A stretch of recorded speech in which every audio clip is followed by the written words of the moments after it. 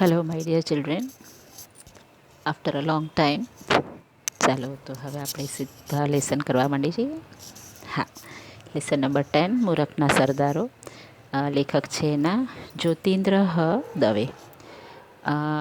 હવે મૂરખના સરદારો એટલે બહુ મૂરખ, આપણે સ્ટુપિડ ફૂલિશ કહીએ ને એવી રીતે, બરાબર ને. કોણ છે આપણે જોઈએ. એક દિવસ અકબરે બિરબલને પૂછ્યું, મને એવો વિચાર આવ્યો કે ચતુર માણસો તો મેં બહુ જોયા છે, પણ મૂર્ખાઓ બહુ ઓછા જોયા છે.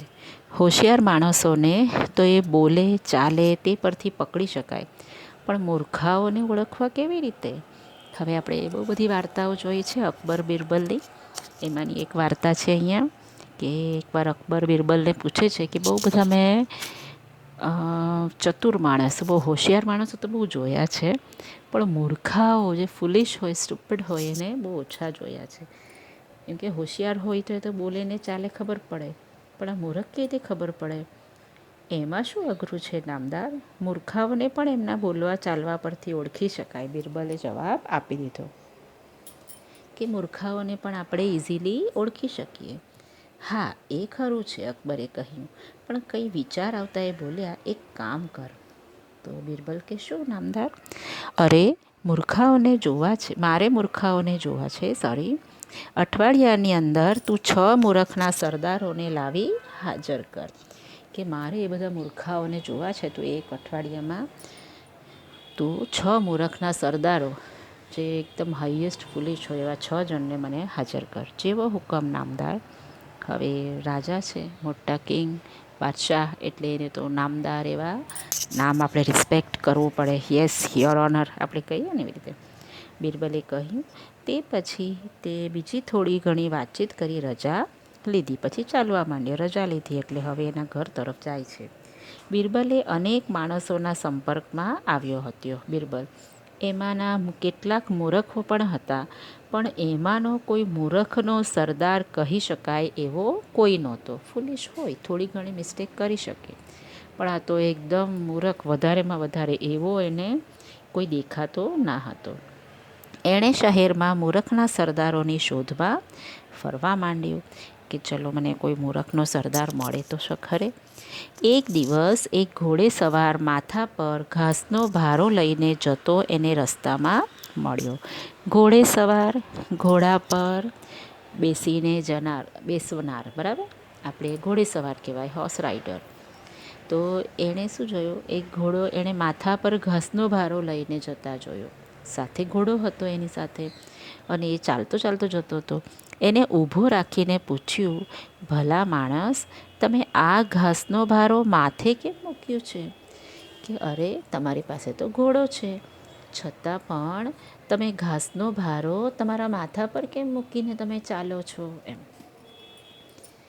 હાથથી ઘોડામાંની લગામ ઝાલી છે, એટલે બગાલમાં રાખી શકાય એમ નથી, તેથી માથે મૂક્યો છે. ઘોડેસવારે જવાબ આપ્યો કે એક હાથમાં ઘોડાની લગામ, એટલે કે જે દોરી બાંધી હોય એ ઝાલી છે, એટલે પકડી છે, એટલે બગલમાં, એટલે અંડરઆર્મ્સ, એમાં મારાથી પકડાય એમ નથી ઘાસનો ભારો, તેથી એને માથે મૂક્યો છે, એમ જવાબ આપ્યો ઘોડાની સાથે જે હતો છોકરો માણસ તે. પણ ઘોડા પર મૂકતા શું થતું હતું? બિરબલે પૂછ્યું. ઘોડાને તો એ પણ આપણે બેસી જ શકાય ને એની પર, અથવા તો ભાર મૂકી શકાય. ઘોડા પર જોતા નથી કે ઘોડો કેટલો નબળો છે?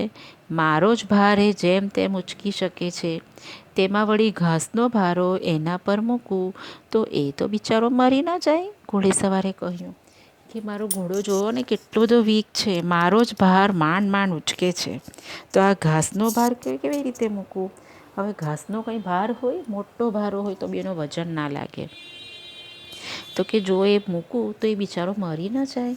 એમ કરીને ઘોડેસવારે કહ્યું. બિરબલે એના નામ ઠામ, એટલે નામ, અને એનો ઠામ એટલે ઠેકાણું, એડ્રેસ એ પૂછીને લખી દીધો, અને પછી આગળ ચાલ્યો.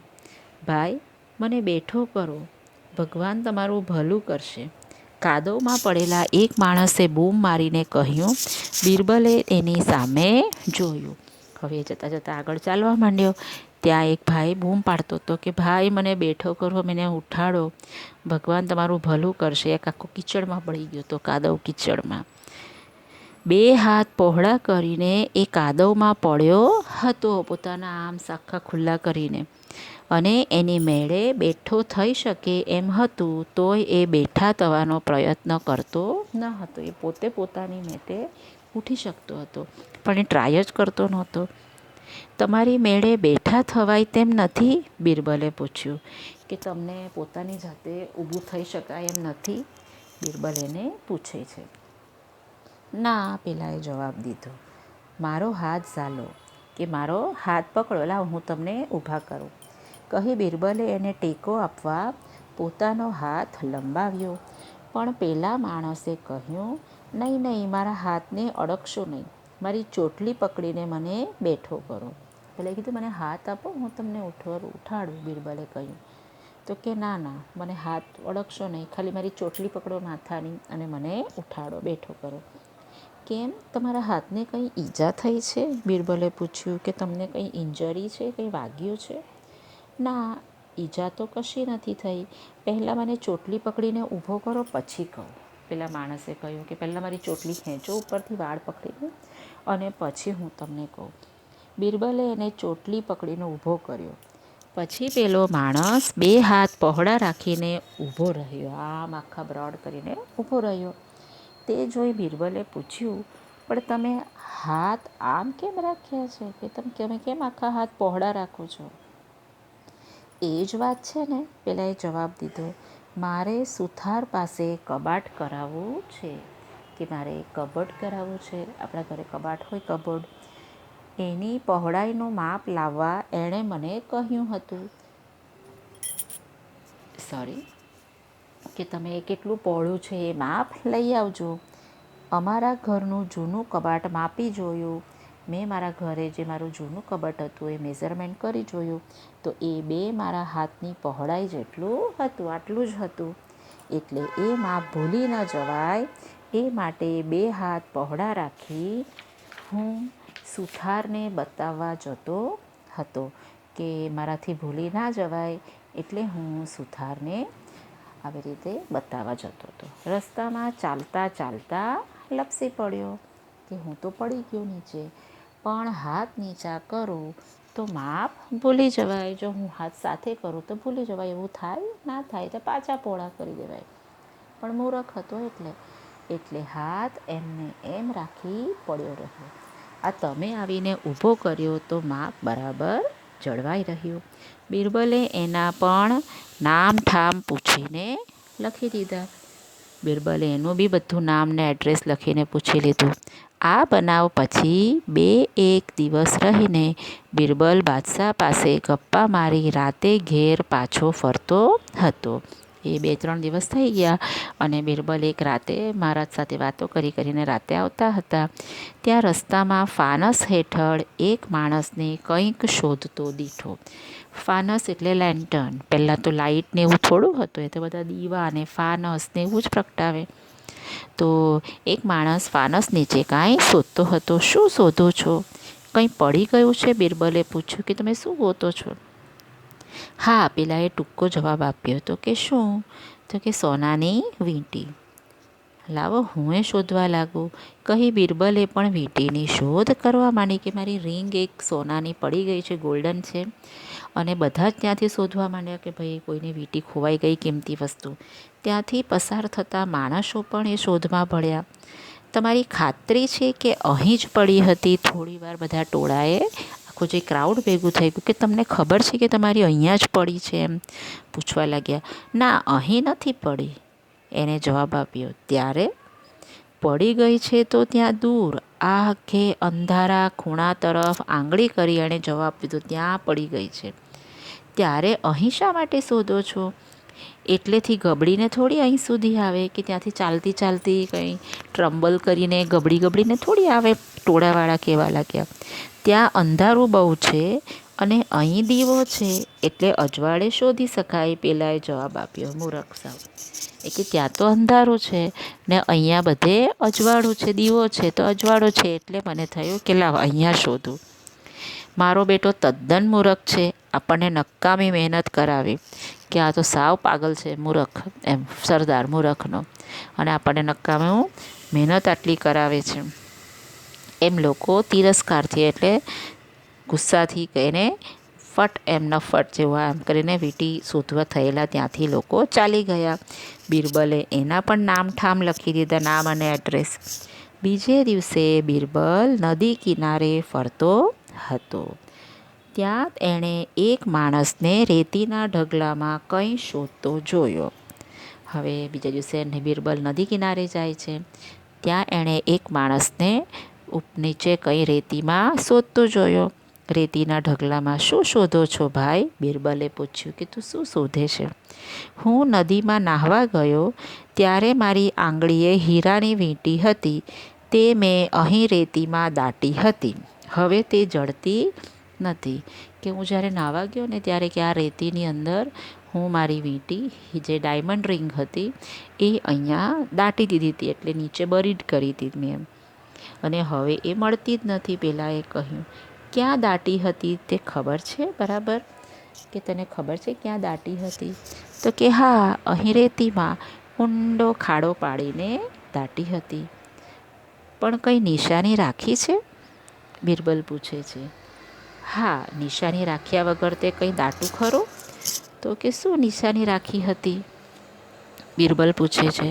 તો કે જ્યાં મેં વીંટી દાટી હતી ત્યાં બરાબર તેની ઉપર આકાશમાં ઊંટના દેખાવનું એક વાદળ હતું, કે ક્લાઉડ હતું. એ કેવું હતું? કેમલ જેવું. એટલે મેં એની નીચે બરાબર દાટી હતી. પણ હવે એ વાદળું એ દેખાતું નથી ને વીંટી પણ દેખાતી નથી. હવે તો એ ક્લાઉડ બી નથી. કોઈ દિવસ ક્લાઉડ રહે આકાશમાં? એ તો ચાલ્યા જ રાખે. અને મારી વીંટી પણ નથી. બિરબલે એના પણ નામ ઠામ પૂછીને લખી લીધું એનું પણ. હવે અકબરે આપેલી મહેતલ પૂરી થઈ ગઈ, એટલે એનો ટાઈમ પૂરો થઈ ગયો. એટલે દરબારમાં જઈને ઉપર ગણાવેલ ચારેય જણાના નામ ઠામ આપી અકબરને એ સૌને બોલાવી મંગાવવા કહ્યું. આપે માગેલા મૂરખના સરદારના આ રહ્યા નામદાર. એમ કે રાજાજી, આ 4 નામ છે મેં તમને આપ્યા, બરાબર? એ મૂરખના સરદાર છે. પણ આ તો 4 જ છે. મેં તને 6 લાવવાનું કહ્યું હતું. અકબરે કહ્યું કે મેં તો તને 6 કીધું હતું. નામદાર 6 એ 6 હાજર છે, બિરબલે જવાબ દીધો. આ તો 4 દેખાય છે, બાકીના 2 ક્યાં છે? આ તો 4 જ છે, બાકીના 2 ક્યાં? અકબર પૂછે છે. આ 4 તો આપ નામદારે જોયા, 5મો હું, બિરબલે કહ્યું. 5th વન હું. તું મૂરખનો સરદાર? અકબરે નવાઈ પામીને પૂછ્યું. તો કે હા નામદાર, હું છું મૂરખનો સરદાર. કેમ? જાણે બીજા કોઈના કામ ન હોય તે મૂર્ખાઓની શોધ કરવા હું નીકળ્યો ને મેં 8 દહાડા નક્કામાં બગાડ્યા, તે હું મૂરખનો સરદાર નહીં તો બીજું શું? કે મારે આટલા બધા રાજ્યના કામ હોય તે છતાં પણ હું મૂરખના સરદાર શોધવામાં મેં 8 દિવસ બગાડ્યા, એટલે હું પણ કેવો કહેવાય? મૂરખનો સરદાર જ કહેવાવ. અને છઠ્ઠો નામદાર, એટલે કે છઠ્ઠા રાજા પોતે અકબર બાદશાહ. કસૂર માફ કરજો, કે મારી ભૂલ છે પણ માફ કરજો, સોરી. પણ રાજકાજના ને બીજા અનેક સારા કામો પડતા મૂકી મૂરખના સરદારો શોધી દરબારમાં આણવાનો મને હુકમ કરનાર તે છઠ્ઠો મૂરખનો સરદાર. તમે તો આટલા મોટા બાદશાહ છો, છતાં પણ તમે એ બધા કામ સાઈડ પર મૂકીને, રાજ્યના કામ, ઇમ્પોર્ટન્ટ કામ બધા સાઈડ પર મૂકીને તમે મને મૂરખના સરદાર શોધીને લાવવા કહ્યું, એટલે તમે પણ મૂરખના સરદાર, બિરબલે કહ્યું. એટલે એ તો હું, અકબરે કહ્યું. તો કે હા નામદાર, આપણે બંને, હું મૂરખને શોધવા માટે ગયો એટલે હું મૂરખ, અને આપે મને શોધવા મોકલ્યો માટે આપ, બિરબલે કહ્યું. કેવું ગુમાન! બાદશાહનું અપમાન! બિરબલને સજા થવી જોઈએ. એક દરબાર બોલી ઉઠે, દરબારી. ઓહો હો, ગુમાન એટલે કેટલું પ્રાઉડ છે આને બિરબલને. જોતો બાદશાહનું આટલું મોટું ઇન્સલ્ટ કરવાનું. બિરબલને તો પનિશમેન્ટ મળવી જોઈએ. એક દરબારી બોલી ઉઠે છે. નહીં, અકબરે હસીને કહ્યું. બિરબલ સાચું કહે છે. એણે ટકોર કરીને મને પણ ખરી વાતનું ભાન કરાવ્યું છે. મૂર્ખાઓના વિચારમાં અથવા મૂર્ખાઓને શોધવામાં વખત બગાડ્યો એ પણ મૂર્ખાઈ નહીં તો બીજું શું, બાદશાહે કહ્યું. પછી બિરબલને ઇનામ આપીને રાજી કર્યો.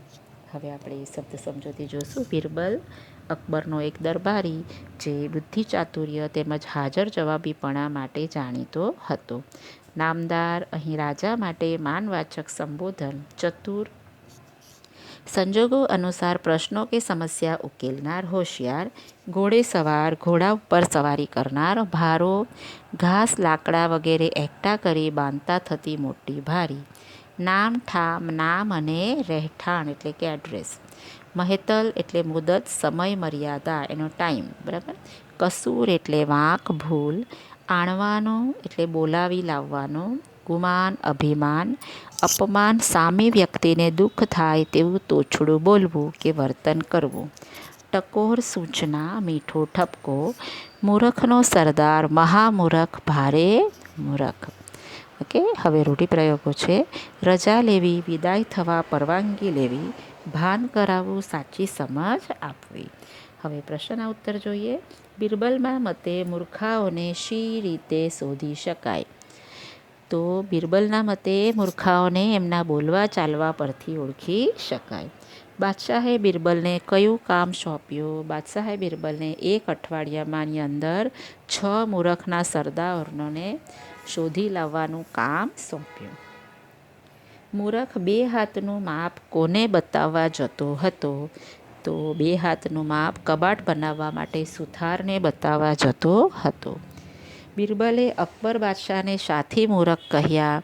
કારણ કે અકબર બાદશાહ પાસે રાજના ઘણા બધા સારા ને એવા કામ હોય છતાં પણ તેમણે મૂરખના સરદાર શોધી લાવવાનો એમણે હુકમ કર્યો માટે. ઘોડેસવાર કઈ રીતે મૂરખ હતો? ઘોડેસવાર માથા પર ઘાસનો ભારો લઈને જતો હતો. તેના કહેવા પ્રમાણે તેનો ઘોડો ખૂબ જ નબળો હતો. તેની ઉપર ઘાસ મૂકે તો એ બિચારો મરી જાય. કારણ કે એ મૂરખ એટલો પણ નહોતી સમજ કે ઘાસના ભારનું વજન પણ તેના વજન સાથે ઘોડાએ ઊંચકવું પડે. હવે કે કાદવમાં પડેલા માણસની શું મૂર્ખાઈ હતી? કાદવમાં પડેલો માણસ 2 પહોળા હાથ કરીને કાદવમાં પડ્યો હતો. એ એની મેળે બેઠો થઈ શકે એમ હતું, છતાં પણ એ બેઠો થયો નહીં. એના પહોળા હાથના એના જૂના કબાટનું માપ હતું. એ મૂરખ હતો કારણ કે એને એટલી સમજ ના હતી કે 2 હાથ પહોળા રાખવાથી કબાટની સાચી પહોળાઈ જાણી શકાય નહીં. સોનાની વીંટીવાળો, હીરાની વીંટીવાળો, આ બંને માણસમાંથી તમને કયો માણસ વધારે મૂરખ લાગે છે? તો આ બંનેમાંથી જે હીરાની વીંટીવાળો માણસ એ વધારે મૂરખ લાગે છે. કારણ કે એ મૂરખને એટલી સમજ નથી કે આકાશમાં વાદળની નિશાની રાખી શકાય નહીં, કારણ કે વાદળ સ્થિર થઈ શકે નહીં. બિરબલે કુલ કેટલા મૂરખના સરદાર શોધ્યા? કયા કયા? તો બિરબલે 6 મૂરખના સરદાર શોધ્યા. ઘોડેસવાર, કાદવમાં પડેલો માણસ, સોનાની વીંટી શોધતો માણસ, હીરાની વીંટી શોધતો માણસ, બિરબલ પોતે અને અકબર બાદશાહ. બરાબર. તો આજે આપણે આટલું જ કરીએ. તો બાકીનું જે તમને છે એ હું તમને તમારે વર્કબુકમાં લખાઈ દઈશ. તો please read at home. Okay, સરસ મજાનું વાંચો અને તમારું લર્ન કરો. તમારે આ લેસનના 25 હાર્ડ વર્ડ્સ તમારે કરવાના છે અને શબ્દ સમજૂતી 1 હાર્ડ વર્ડ્સ તમારે 3 times. Okay, write it in your notebook. હવે મળીએ આપણે નેક્સ્ટ વિડીયોમાં. Till then by.